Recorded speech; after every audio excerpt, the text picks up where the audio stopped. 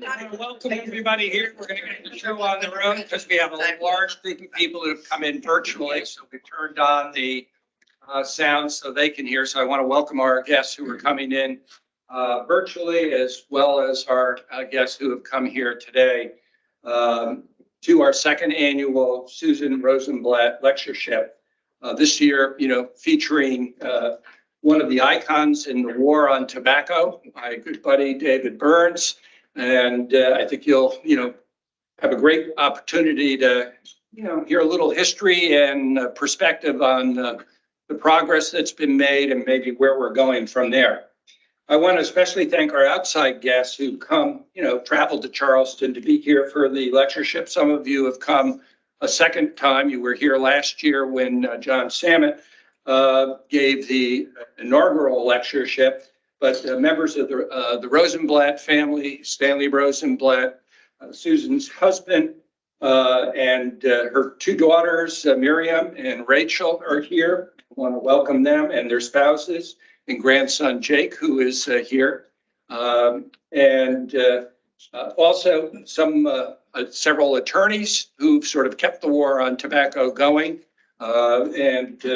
Among those who've joined us here, Jimmy Gustafson and Lori Briggs, David Sales, Mark Abra, and Don Gdansky, who's married to Rachel. And John and I have worked on several cases, and he's sort of carried on the tradition of giving heartburn to the tobacco industry. And then, of course, we have members from FAMRI. Beth Kress has come again this year, the executive director of the Flight Attendant Medical Research Institute. Kate Jewell is here this year, so we thank you for coming. And she's on the board of directors, a former flight attendant. Many of you are too young to know that there used to be smoking on airlines, and you'll hear a little bit about that story in a second, but we don't have that today. And we have the flight attendants who, basically spoke up and said, this is intolerable. And Susan and Stanley, who listened and took them on. And all of a sudden, we have smoke-free environments now as a norm. So I also want to thank the staff who helped me sort of put this together. My good friend Anthony Brown from Roswell Park, who's traveled here again, but Anthony did the display that's outside. He's did our little, flag folder things that we have in as she came in for the lectureship. In addition, he's done our websites and has been a partner in crime with me over the years, and always great to see him come to this event. And he's been a supporter of FAMRI, has worked with FAMRI on their website. I encourage you to take a look at it. It's been redone. I looked at it the other day. It looks great, by the way. So congratulations on that. And Anthony has also helped put together a video. Some of you saw the video last year, but I'll be playing that in a second as well. In addition, Travis Poole and his support staff from the Hollings Cancer Center, Asia Abdul, who helped us coordinate hotel reservations for our outside guests and arrange for the lunch today. And then our planning team, Matt Carpenter, Ben Toll, some of you met earlier. They are on our planning team for the lectureship. So, bottom line, exposing the truth matters. If you see if we can get this to move. Exposing the truth matters, except we're not moving on the slide. So maybe I got to point it this way, this way.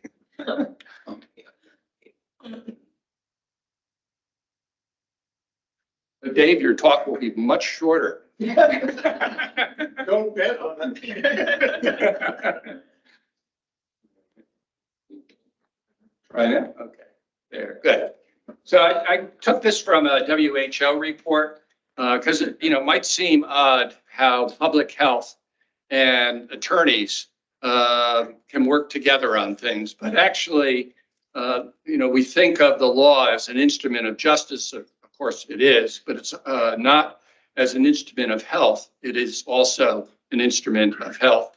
because we expect epidemics to be defeated in the clinic or the community, not the courtroom. Yet the power of the law to help fight the global tobacco epidemic is now undeniable.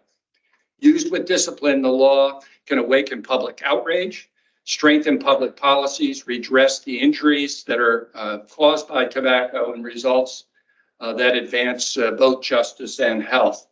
And in two of the areas that Susan and Stanley were involved with, the flight attendant lawsuit that was brought against Big Tobacco in the early 90s and resulted in a settlement that has created the Family Foundation. It's hard to believe that there was smoking on airlines. It's literally canaries in the coal mine. The flight attendants who were riding around in tubes full of smoke, and several of them approached Susan and Stanley, and they, nobody else would take them on. They did, and the resulting of that was, bringing through the foundation the science to support the evidence that secondhand smoke is deadly, much like firsthand smoke, and also, creating a societal norm for clean indoor air, which, really took off as a result of what we sort of didn't realize in the 80s and 90s, even into the early 2000s in many places, including here in South Carolina. There were many places that didn't have clean indoor air laws, and now we do. So, and then the second area, of course, was the Engel class action litigation, also filed in the early 90s on behalf of injured Florida smokers, resulting in the longest civil trial in American history. I still think that's true today. 18 months, I believe you were in court, Stanley. 2 years. Okay, a huge verdict. The industry had not really been beaten. And they got beat pretty bad. They were still defending the fact that it was unproven that smoking was the cause of cancer, heart disease, COPD, and a whole range of other diseases. So Stanley and Susan had to prove to the jury that those diseases were caused by smoking. And then I actually happened the other day to run across the verdict form from that trial. It's quite interesting, the areas that the companies were found to be guilty in, including concealment, fraud, defective cigarette design, and so on. And the result of that has been a wave of litigation that's come after. The cigarette companies are, fighting to this day to maintain their profits. Thanks to many of the attorneys that are here, the companies have been held to account for the damage they've caused. That doesn't really replace the fact of those families who've been harmed. But it takes a while for justice to take hold, but we are seeing the benefits of that with declining rates of smoking today. Hardly any young people taking up cigarettes. Maybe they're vaping, but they're not taking up cigarettes. And a decline in the diseases that we saw for many years, which were still accelerating in the 90s and into the early 2000s. That's started to change as a result. And people have great admiration for Susan, as you're going to hear right now. I became acquainted with Susan Rosenblatt through newspaper accounts of the Broyne litigation being waged against the tobacco industry in Miami, Florida, on behalf of non-smoking flight attendants whose health had been damaged due to their exposure to secondhand tobacco smoke on airplanes. I was grateful to the attorneys, Stanley and Susan Rosenblatt, for their brave efforts to seek justice for these individuals and prayed that they would prevail. In 1997, the case ended in a settlement. The settlement terms provided for formation of an institute to fund scientific research specific to the harmful effects to the non-smoker from exposure to tobacco smoke. And Susan and Stanley, as two individual lawyers, took on the tobacco industry and won, not just once, twice. And Susan did all of the appellate work to sustain those cases. Susan was simply brilliant. I remember the first time I met her, how impressed I was with her medical knowledge, but I soon found out that that was just the surface.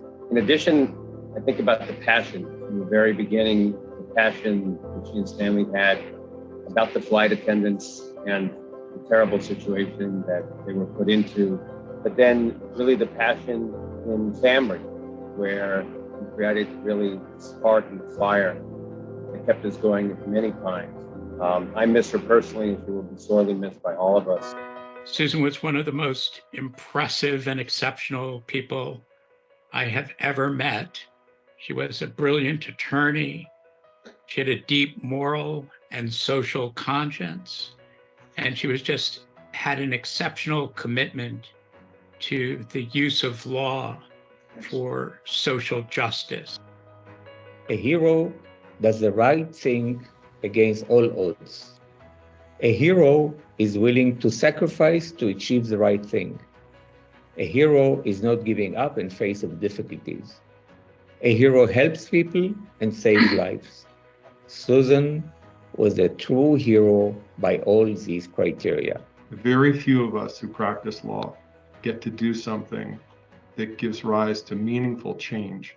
Change in the way we think, change in the way we do science, change in the way we do law. Susan was a person just like that, a real hero, a public health hero. And when I think of her, Patty Young's words come to mind. She said, when Susan gets out of bed in the morning, 5 people step out of her body. She could do so much that's about the only way we could look at it. We came to understand that she was sort of like a force of nature, like sun or the wind. She was just amazing. Mrs. Rosenblatt was really a driving force behind understanding the science, helping the flight attendant trustees and the rest of the clinicians to understand the science and to bring that to investments and research projects that help change the field. The amazing woman she was kind of intimidating until I met her and realized how kind, generous, warm, and just wonderful. But she cared. You could tell she cared. As she focused on family, I felt like I was part of her family too. Susan certainly had a passion and a commitment for her cause, and her incredible family, I think, really made us all extraordinarily proud. And I think many of us realized and wondered, how does she do it all? But remarkable, well life lived, Susan. Whatever Susan believed in, she gave it her all. Actually, she gave it 200%. As time went by and grandchildren added up, it was easy to see her devotion to each one, her devotion to Stanley. Her eyes would light up every time she mentioned a child's name or a grandchild's name. And I feel very, very fortunate to have called Susan Rosenblatt my friend. Susan Rosenblatt was the best of the best, the smartest of the smart, and the kindest of the kind. She was compassionate, thoughtful, and stunningly beautiful, with patience and love in her heart always. She had energy beyond description and was a brilliant visionary. She really like a big sister to me. So she was kind of perfect, and I'm going to miss her forever. Susan never compromised. The flight attendant trustees are the soul of FAMRI. Susan was and continues to be its essence. You can see the respect that her colleagues had of her. She was an inspiration to me and to Dr. Burns, I suspect. So we had the privilege to be able to have our paths cross. very proud that we have established this lectureship, hopefully to inspire others to make a difference. That's why we're in this business.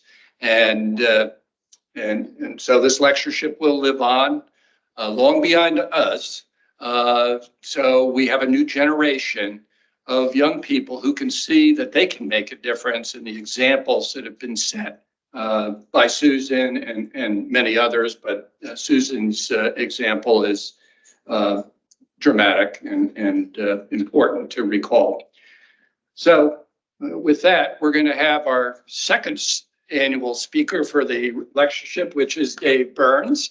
And I'm, very happy, Dave, as you saw from some of the flyer and some of the information and also the exhibit outside, has been involved in many of the Surgeon General's reports over the years. And he's a good friend. He twisted my arm to get involved in litigation long ago. Why? Because you can make a difference, and particularly when you get connected to the right people, as we did. And I'm very happy to introduce Stanley Rosenblatt, who I'd like to introduce our speaker for today. And so, Stanley, you can take it away.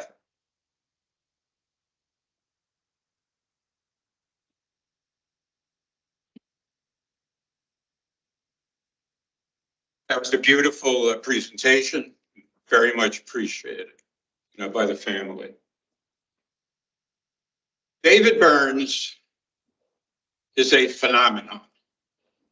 In the history of the world, no one has testified as often as he has on behalf of victims of tobacco.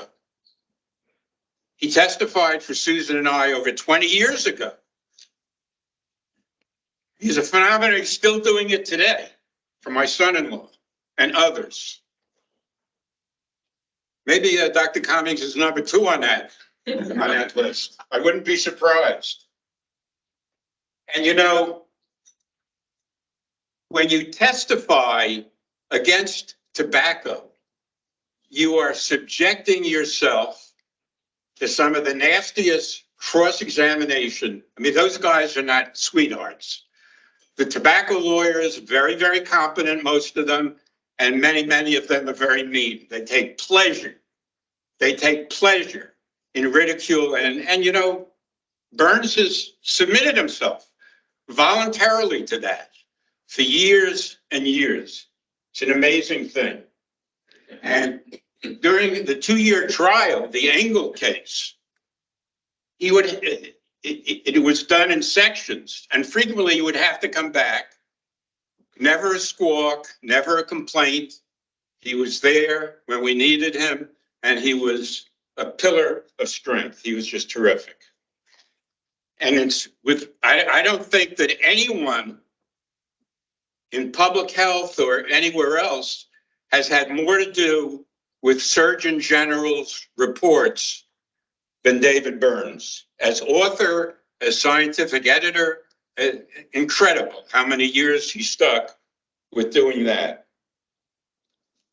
And we never would have had the $145 billion verdict in the 2-year trial, which set an American, I'll brag a little, which set an American record for the highest verdict in American history. But because people like David Burns and Mike Cummings were willing to testify, and their integrity shone through, and my cross-examination of tobacco witnesses was always pointing out how much money they were paid for their testimony, and the contrast between someone like Dr. Burns in terms of his integrity and his knowledge was incredible. Every now and then, the tobacco industry handles us a gift. I was sitting there with Susan, listening to the final argument of the tobacco lawyers, and they made a mistake. That was a period of time when the CEOs of the tobacco companies were before Congress. And they were asked questions, is it addictive? Does it cause cancer? And of course, they did what they did for 50 years. They lied. So the lawyer said because of appearing before Congress and actually being questioned, they were in the trenches, which allowed me to get up there and say, no, they weren't in the trenches. They were in their Park Avenue air-conditioned offices. David Burns was in the trenches, in ICU, taking care of victims who were also in the trenches. What David Burns has done in the field of public health is truly monumental.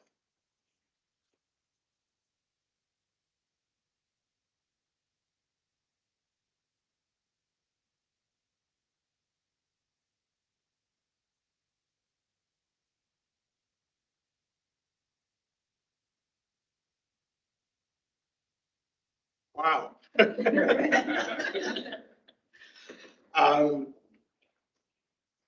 If you're very fortunate in life, you have an opportunity to pull the microphone closer. Where is it?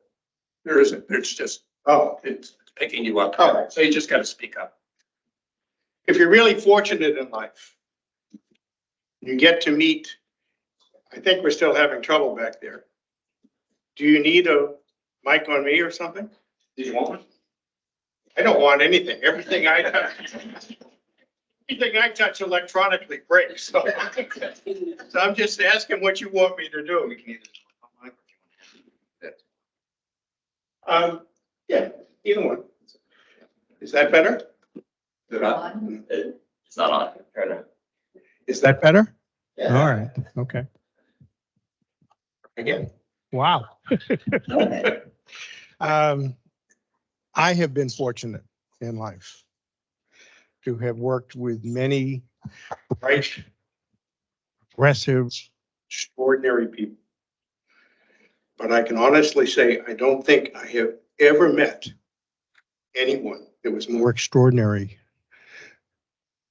than the lady that we're celebrating here. Susan was incredible. She was an incredible intellect. She was an incredible person. She was an incredible mother. And she did it all without breaking a sweat. I mean, it was truly an extraordinary experience on my part to work with her. And her husband's, he's no slouch either. Stanley has been one of my heroes since I met him. And he taught me one of the things by his actions since that time. And that is, if you get out of bed in the morning and you do what you believe is right, day after day, you will make progress. That's been an extraordinary gift from him to me, from an extraordinary. Why don't we see if I can break the slide machine? There we go. Coming to speak on tobacco to Mike is a pretty intimidating thing. I racked my brain to try to figure out what I could say that he didn't already know and hadn't published on. And so, I called him to talk to him about it. And he asked what title I wanted. And so I said, how about Random Thoughts of an Aged Curmudgeon? Mike paused for a moment and then said, no. He said, I don't think that would be a good title. It might set the bar too high. So we settled on this. I've been fortunate to be around and to be a participant for a long time in tobacco control. And I'm very proud of what has been accomplished. I know the mistakes we made because I was part of them, and I was hopefully part of fixing them. And I think we need to think about all of that as we decide where we are going forward. So with that, one of the great triumphs of public health This is in blue per capita consumption of cigarettes in the United States from 1900 to 2022. In red, it's lung cancer death rates. In green, lung cancer death rates in men. In green, lung cancer death rates in women. This is an exceptional and unique public health accomplishment. We haven't been able to do it with other drug use. We haven't been able to do it with obesity. We haven't been able to do it with almost any other behavioral health problem. And yet, we have now reached a level of consumption of cigarettes in the United States seen since the 1920s. And lung cancer death rates in males and females are dropping steeply. We have a second public health triumph. This is smoking among adolescents. 10th grade, 8th grade, 10th grade, 12th grade. This is smoking in the last 30 days, which I will, I'm not fond of this measure. But you can see the incredible drop. Locally here, I believe.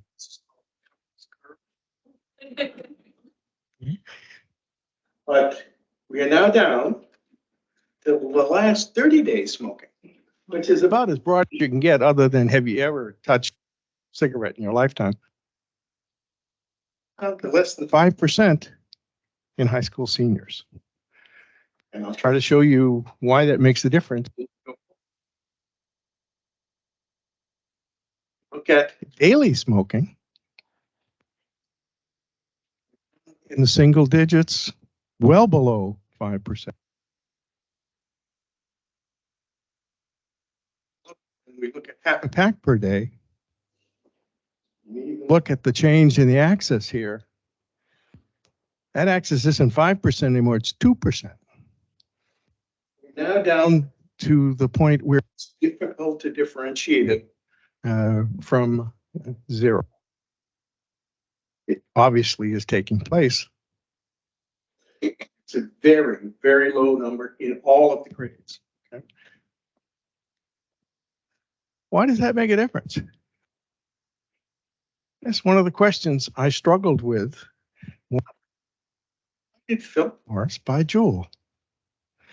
Some of the lads sitting in this audience, and Stanley among them, made it very clear that advertising to kids was suicide as a company. So what would possess them to then go buy Jewel, who was making inroads into the adolescent market?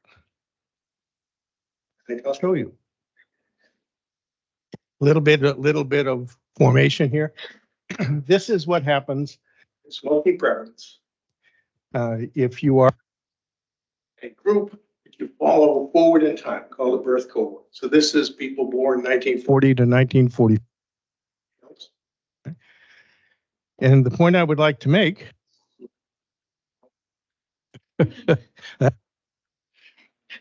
that line is at 18, okay, which shows you the end of those last set of slides. And from 18 to about 25 to 30, there's a huge jump in the prevalence of smoking. Not huge, but big. Some of you are old enough, and Mike did a lot of this work to remember what tobacco was doing after they couldn't advertise to kids. They were giving away cigarettes in bars.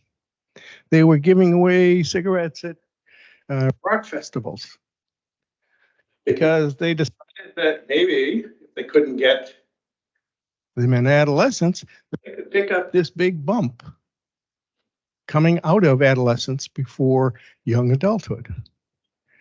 Well, let me show you what happened. This is what happened before 2000. You can see at age 18, all of the folks fall forward in time increased with age in terms of their smoking behavior. What happened in 2000? Anybody remember back that far? That was when the mass deception by advertising. The first two lines here are the ones that were before the mass deception. And 5 lines on the bottom are for those groups afterwards. If you weren't smoking by age 18, after 2000, you didn't start. That whole effort by Philip Morris and other companies to try to reach folks between age 18 and young adulthood failed. What happens to Philip Morris if 2% of the high school seniors or 1% are smoking, and that's all they get?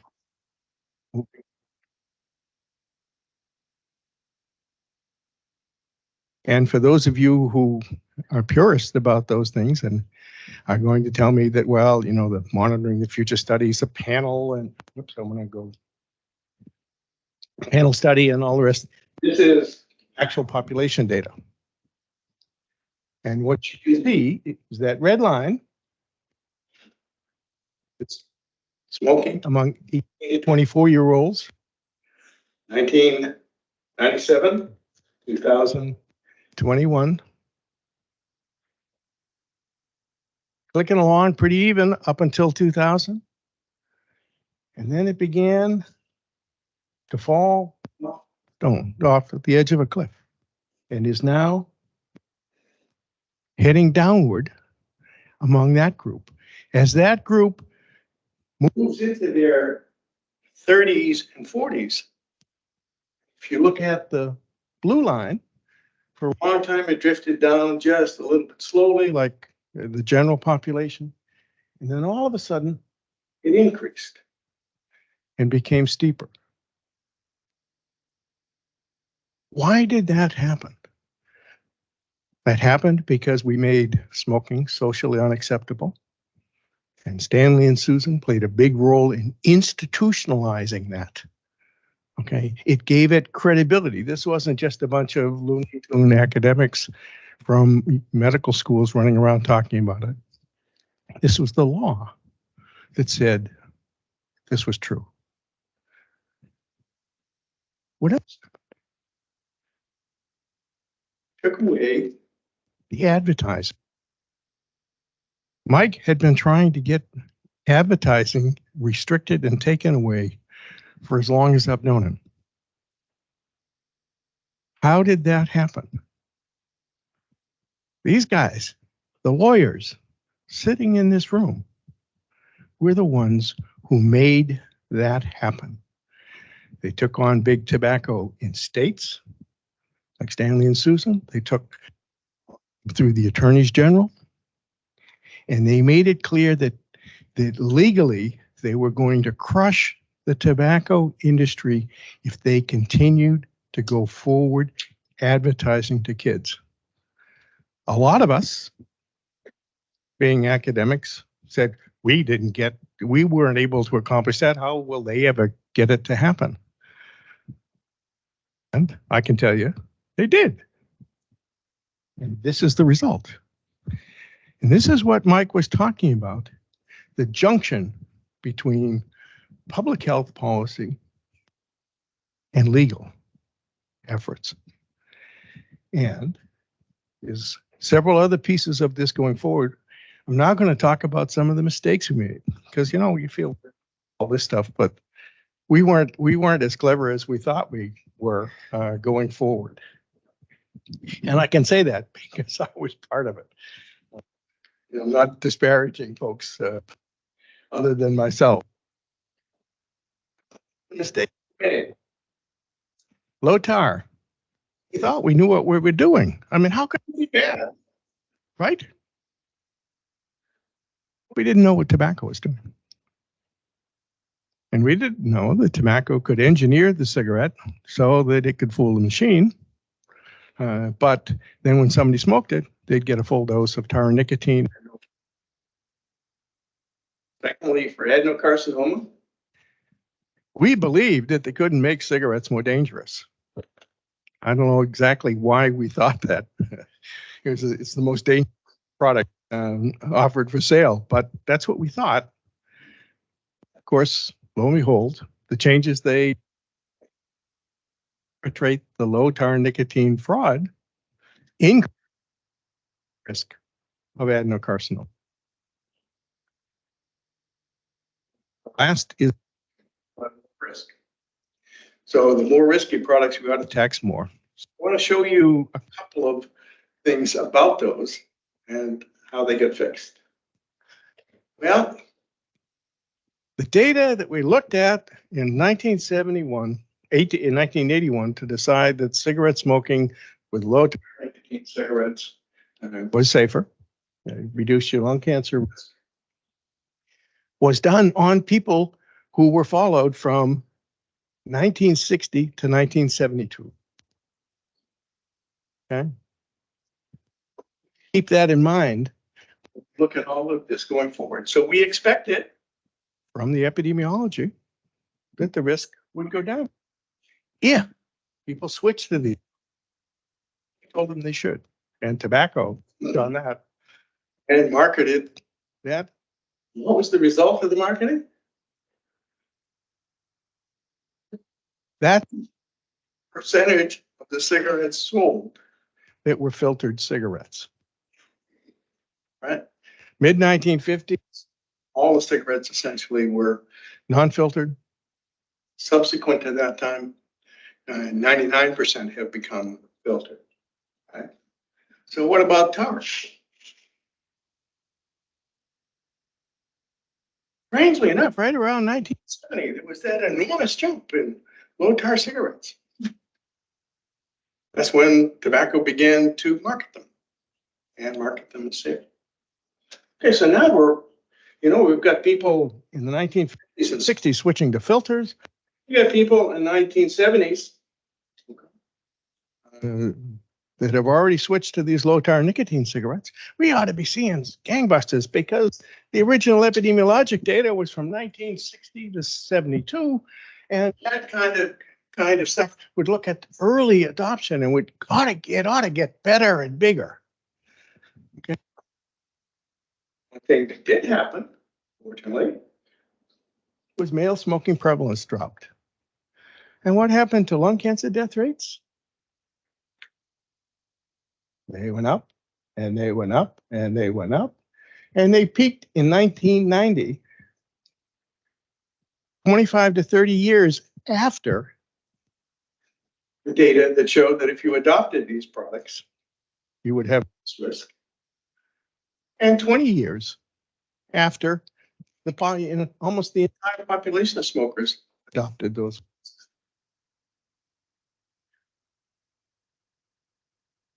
This is work done by Michael Toon. It shows from his big population study done from 1959 to 65, one done 1982 to 88. People switched to those products. It's a low nicotine filtered product. And what happened? Risk went up. Not in the never smokers. And still, we were kind of puzzled by all of this. It took us a long time to come around.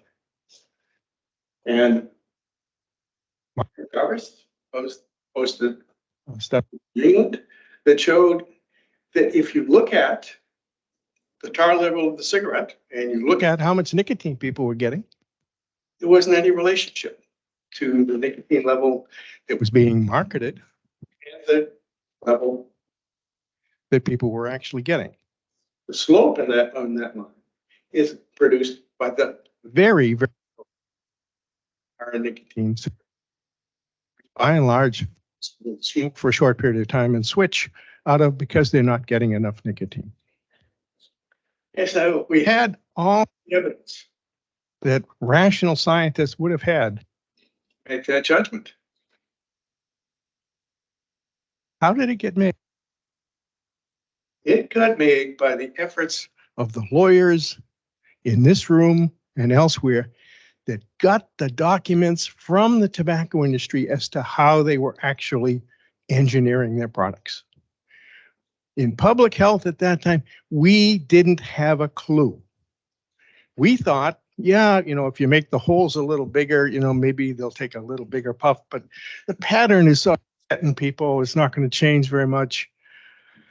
Well, it turns out that tobacco knew better. They knew that if you changed the size of the holes, you could produce a cigarette that was elastic in yield. Okay, it's a little bit technical, but what happens is if you suck on the filter harder and draw more air through that little hole, you change the way the air flows from being quiet and placid to being turbulent. And the best way for me to explain that to you folks is think about if you've ever gone to watch a football game between the Army Navy academies, right? You watch the cadets march out of the stadium, right? They get the whole class, okay, out of the stadium and nothing flat. They get 4 abreast walking through the corridor going out, and they're all out. What happens when you get the rest of the crowd? Everybody's pushing and shoving. And everything slows down in terms of how fast things are emptying. And so that was the change. And we never would have had the understanding of that change and how tobacco had made it and how they had tested it and how they had proven it to work without the lawyers went and dug out the internal industry documents. And that's another wonderful example of the interaction between public health and science and public policy. Without that knowledge, chances are, still be wandering around academic halls saying, well, we need another study, we ought to look at this and maybe we ought to do this, follow them prospectively and, all the things that we like to talk about and really seldom make a difference. We had the answer and it changed public policy, and it would not have happened without the lawyers.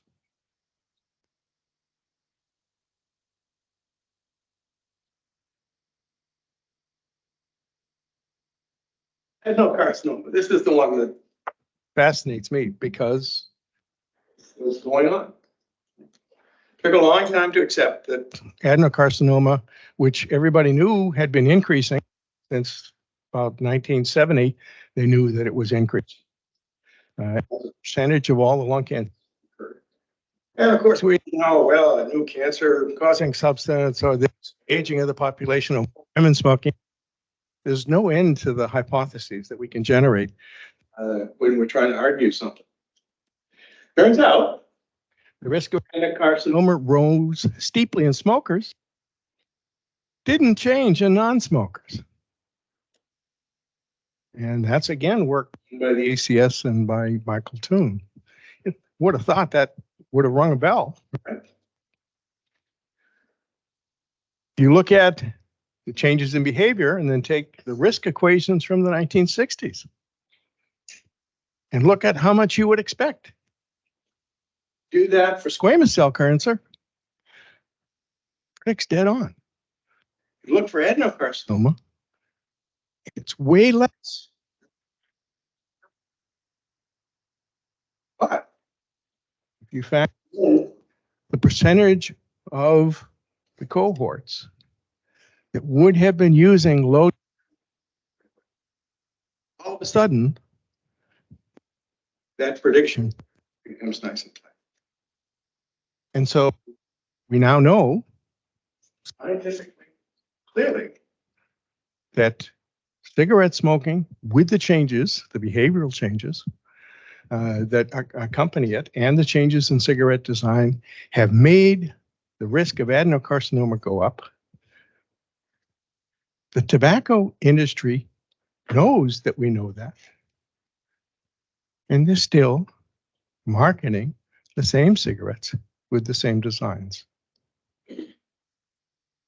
And, we can blame the FDA, we can blame the law, we can blame the public health establishment, but, none of us have really stepped up to deal with that issue. Other misses. Some of these are really cute. Oh, we decided we ought to tax cigarettes based on how risky the product was. And as everybody knows, large cigars are less risky because everybody's head for large cigars is that big stogie that somebody smokes when one of their friends has a kid. Okay. So they put that tax in place. And what did tobacco do? Well, the definition of small cigar to large cigar, and the small cigars were being taxed as cigarettes, was 4 pounds per thousand. What they did is they add a little more tobacco to push it above 4 pounds. And now all of a sudden, they were taxed like big cigars and much less. And you can see everybody has picked up and used them because they had been using the small. So that was one tax that didn't work. Okay.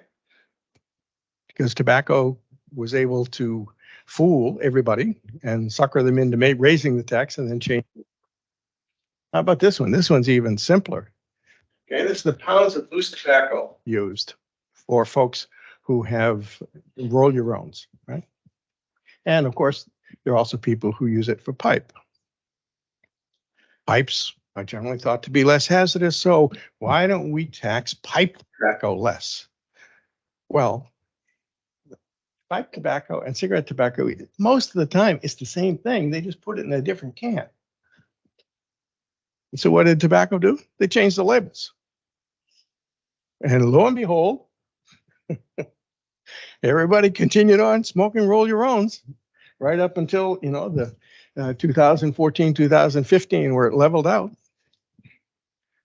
And the tax had no effect.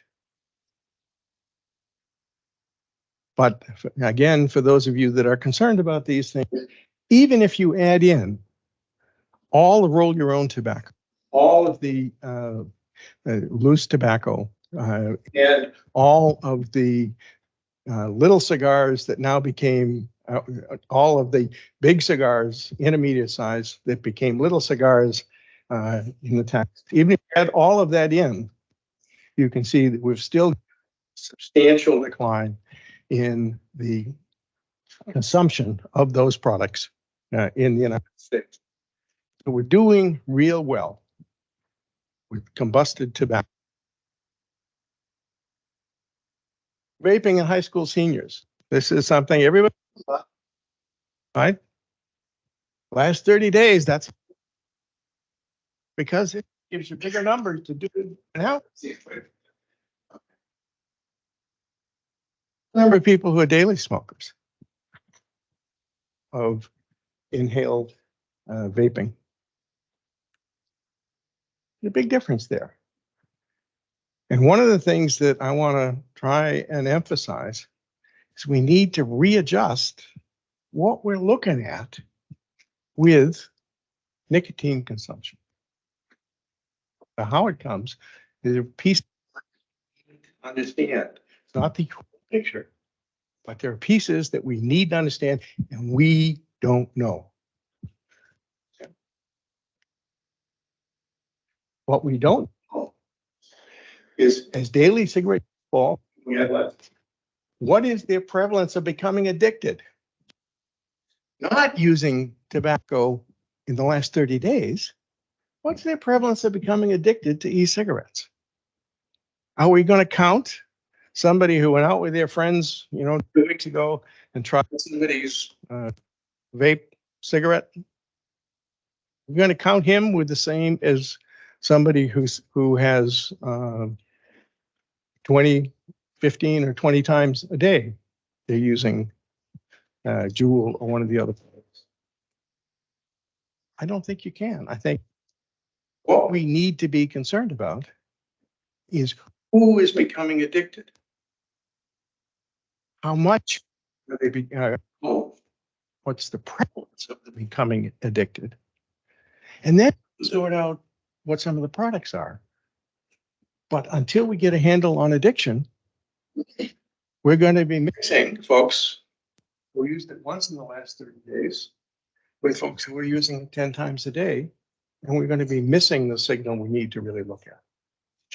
Second, for adults who are attempting to quit, what are they doing to their nicotine addiction? We've got some data on what they're doing with their cigarette consumption. Okay. But what we really need to know is what's happening, how much nicotine they're getting, and are they sustaining or are they lessening their addiction? Not specifically the use, the addiction. Finally, what happens to nicotine addiction among adults? Quit using e-cigarettes, but continue to use the e-cigarettes. Do they lapse back? Do they maintain that level of nicotine addiction for 3, 4, 5 years? Okay, at a point in time at which perhaps after 5 years, the risk of them lapsing back to cigarettes is probably less. Or do they get off all nicotine?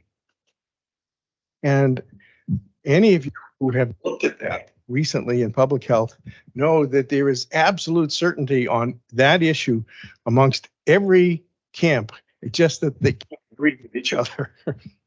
And we need clear answers. And for that, we need to look at what's happening to the addiction, independent of whether it's produced by just e-cigarettes, mixing e-cigarettes and regular cigarettes, whether they're some other form of nicotine.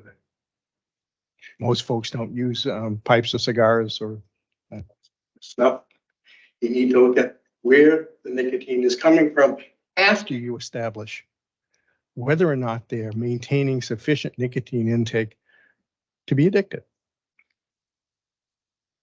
All right, what are we doing now? Okay, this is the CDC data from the NHIS. And we know the fraction of people who are using any tobacco product, folks who are using combustible products, folks who are using cigarettes, folks who are using cigars, folks who are using pipes, folks who are using e-cigarettes, etc. What's missing on this? This is, for some of them, used in the last 30 days. For some of them, some days or every day mixed together. Well, if you're using e-cigarettes 10 days out of the month, that may place you at risk of becoming addicted. But it's hard for me to get in my head that that is you seeking compulsively the next dose of nicotine. Because there are days that you don't use it at all. So we need to focus on getting the frequency of use. And I would suggest to you that the frequency of use is much more important than whether that is cigarettes or some other nicotine. You need to get to the total frequency first. Okay? And then if you're interested, you can break it out into subsets. Okay, how are some of the combinations we track? We track every combination. And they put on this. We know the prevalence. We don't know what the prevalence means because it's a combination of people smoking the last 30 days, smoking some days, people, We're lost in your product types, combined product usage.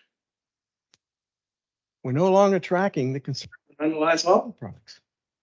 Nicotine addiction is the critical link between use and disease. It doesn't make any difference whether you believe that disease is going to be produced by vaping or by cigarettes or by some combination of the two.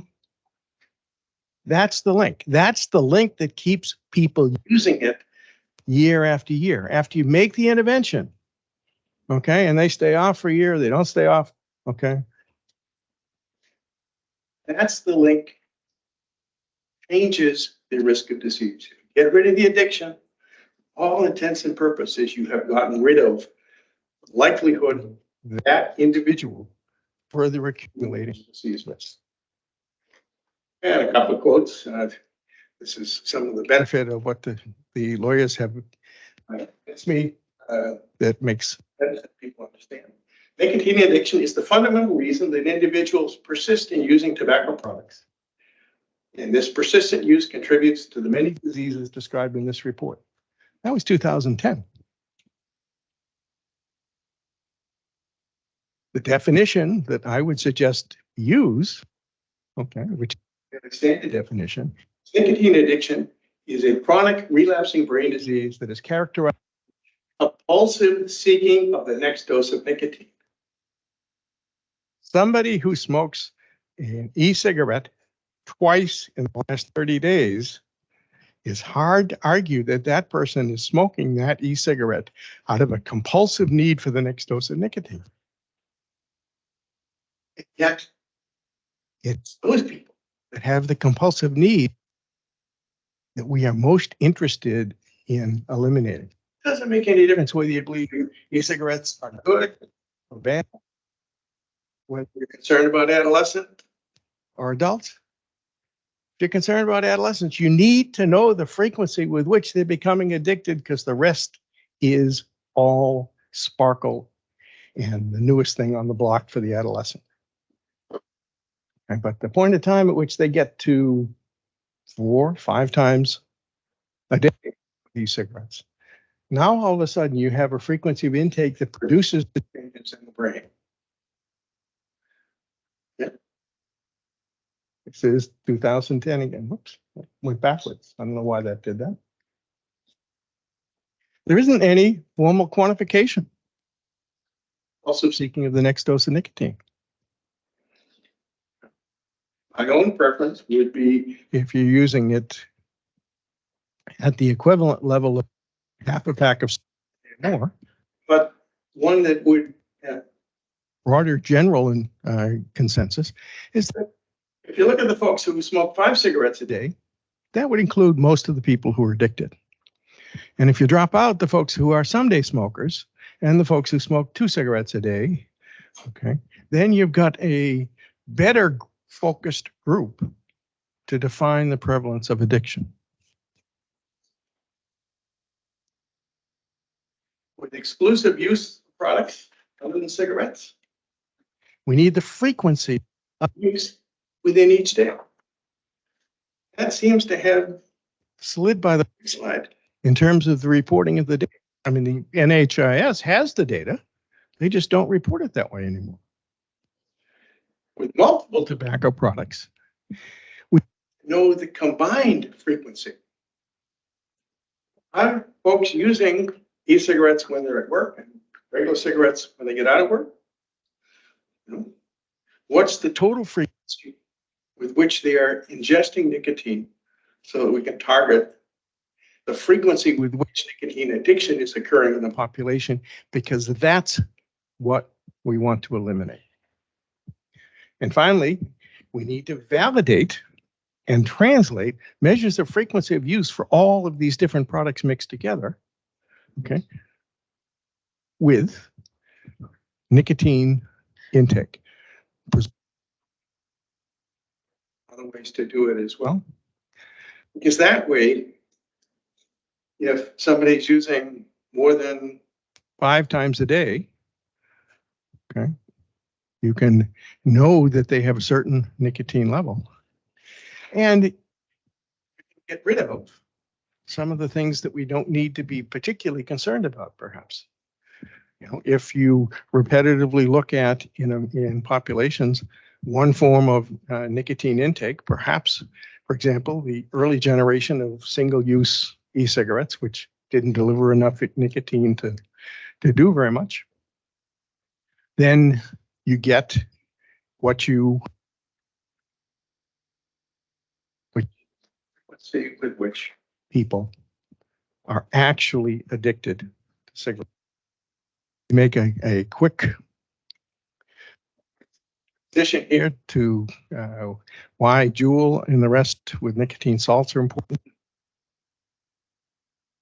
In my background in respiratory physiology, I tend to think everybody knows these things.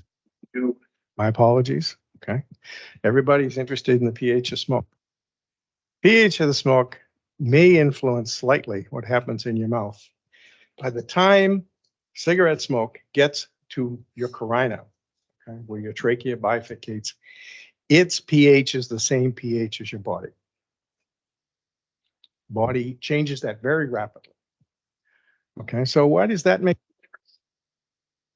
Well, the purpose of containing an acid, so you don't get as much irritation from the nicotine. And in order to give people enough nicotine, if it's just nicotine vapor, there's enough nicotine floating around that you're really gonna find that people don't like it. They won't continue to use the salt. What happens? Well, most of the nicotine is contained in the salt. Okay, and that doesn't release much nicotine as the freebase form that gets into the back of your throat and causes irritation until you get down into the lung. Then what happens? Oh, well, it changes from, 6 to 7 or you get a little more nicotine out. But the thing, the pieces that people are missing is down in the lung, your entire blood supply flows through your lung every couple of minutes. So if you move a little of that nicotine from the salt to the air and it gets absorbed, disappears, and you get more out because that equilibrium will push the nicotine into the bloodstream. And so you're able to get a substantial amount of nicotine, even in an adolescent, without causing the irritation that would be caused if you were inhaling that nicotine directly or if that nicotine was in a cigarette in vapor form. So they solved the problem of how you get enough nicotine into people to. That's why we're concerned about the adolescent addiction. On the other end, that's a benefit if you're trying to replace the tobacco with nicotine. Question is, what happens then? What happens after for the people who are able to shift and use it? Do they use dual use, which in general we know is probably not much of a disease reduction? Do use it for a year, 2 years, 5 years for the rest of? Do they use it for a year and quit? Right? And we have some preliminary data, some of it from here, that addresses that question. Okay, but we need the answer, and the answer shouldn't be ambiguous if you do the tracking correctly. Okay, you do it in studies first, and then you use that tracking in population data to see what's happening in the population. Use in the last 30 days, occasional use, distorts what's happening with addiction. Because those are non-forms of use. And we're not interested in adults, whether a 25-year-old adult went out with his and had a puff on a vaping product in the last 30 days. We're interested in what's happening real level of addiction with the total product use of all nicotine containing products at that point in time. So here's the questions. If daily use falls for adolescents, are they still becoming addicted using e-cigarettes or a combination of products? And what's that frequency? Anecdotally, we know some of them appear to be addicted. But we need to know how often that happens. for adults who are not attempting to quit. We need to separate those folks out. Are they sustaining? Well, let's see. Their addiction. The mixture of products. Yeah. Are they using a mixture of products? What happens to nicotine addiction and longer term relapse back to cigarettes who have quit combusted tobacco use? Okay. I don't have the answers to those. And there are a lot of folks out here who tell you the answers. They don't have the necessary demonstrate that it's what they need. It leads me to my last slide, which is the measures of what we are concerned about, not just what's easy. And we need to believe what we see, not see what we believe. And as Dan Horn told me one time a long time ago, it's easier to convince somebody something they already believe with data, with new data, than somebody who doesn't believe it. Thank you.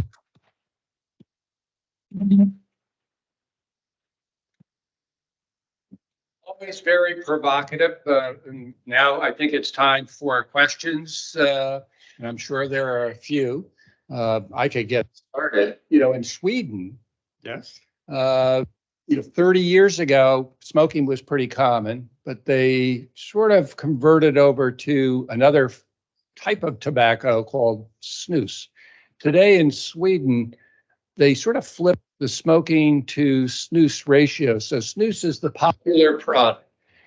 And compared to other countries in Europe, what you see is basically the same level of nicotine consumption, cigarettes, predominantly like in England and other European countries.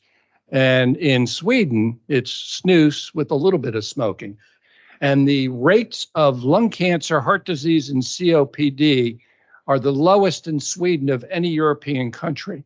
So they're sort of an example of total nicotine, and it matters the product that you get it from. And what are your thoughts on that? If you're interested in want to know is the extent of combusted smoke inhaled. If you're interested in eliminating the problem of nicotine intake and nicotine addiction, what you need to do is measure nicotine addiction.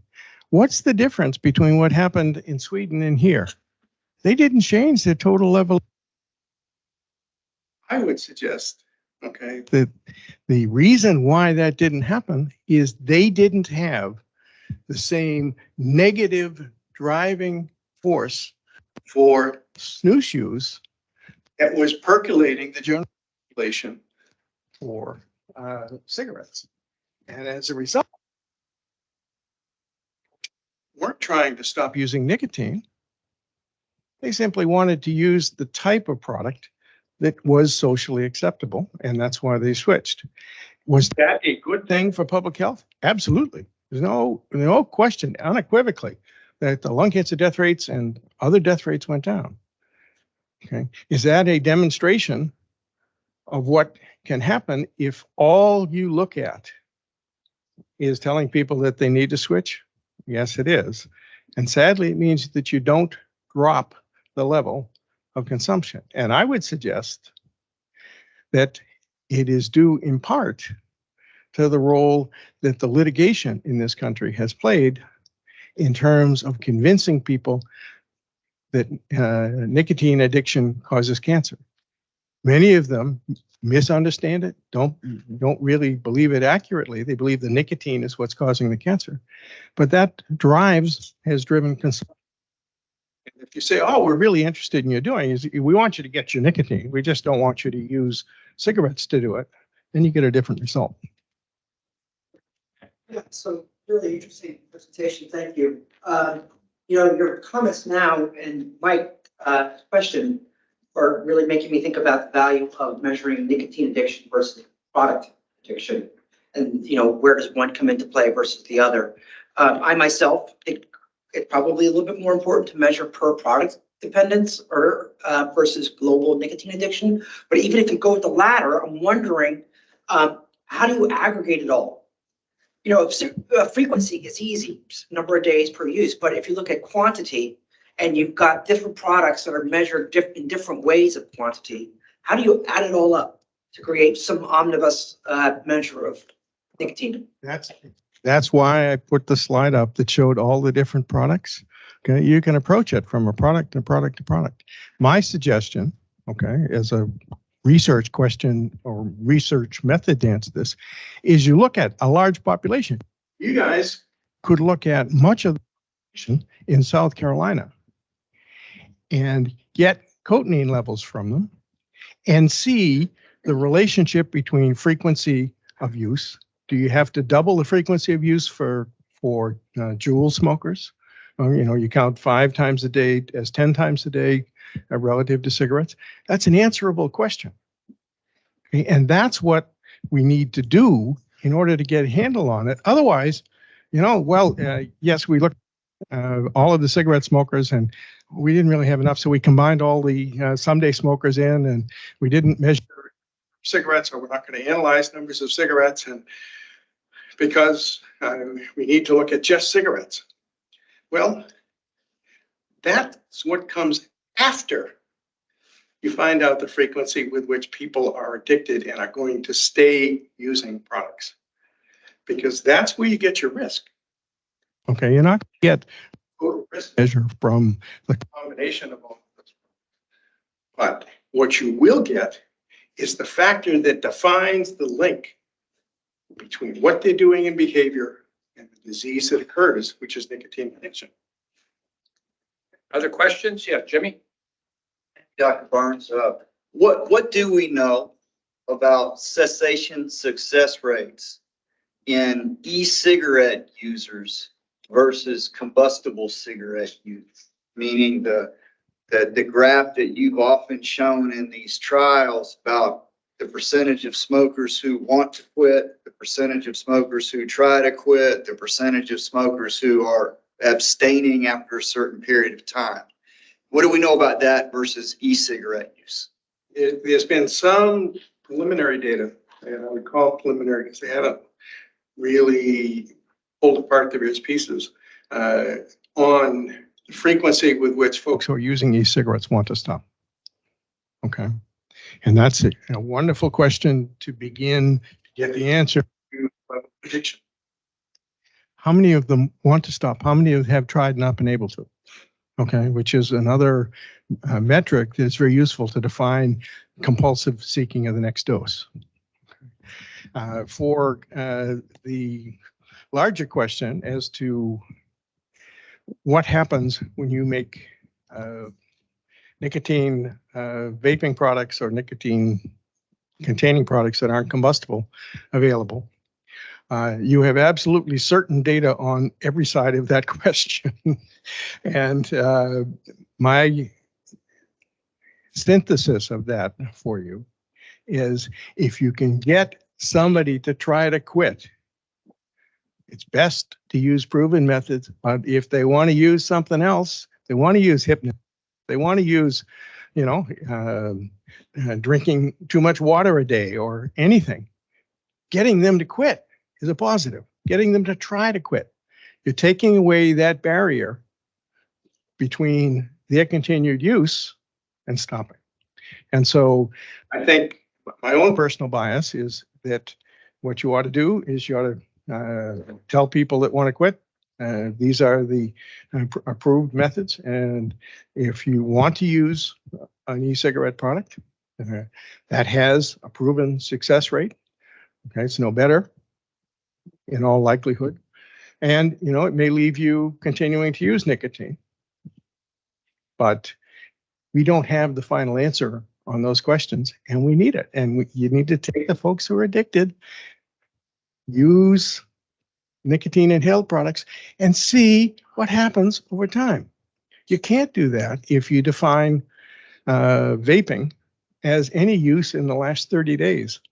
Or, I mean, some of the studies, you know, they define cigarettes that way. You know, have you used 10 cigarettes a day or more, or 20 cigarettes a day or more in the last 30 days? If you're looking for compulsive use of a product, they're using it daily and they're using it multiple times a day. We need to put numbers on how you differentiate the significant change that occurs with nicotine addiction on those numbers. We need to wrap up actually because we've extended our time. But we can ask Ben, you have a comment or a question or something? Oh, no. Let's stop. Yeah, that's what I was. You're not the first judge who's told me to shut up. And won't be the last, by the way. And just to finish up, I invite Asia up. She had some final comments before we leave. And those of you who are going to need assistance with cabs, Uber, or whatever, Asia can help you out. But too. Thank you, everyone, for allowing me to give the remarks. I did not see any questions or comments in the chat, but if that does come about, we can certainly address it. But in closing, we remember a remarkable figure, a beacon of justice, a person whose contributions have been monumental in shaping our world with her passion and relentless pursuit of fairness. And that is demonstrated, and she demonstrated how law can serve as a tool for safeguarding health rights. And her legacy continues to inspire us. And as we end this seminar, we salute her extraordinary life and pledge to uphold the ideals she stood for and the way we ensure her impact lives. Thank you, everyone. thank you, everyone, for coming. And we'll be back next year to do this again. So thank you.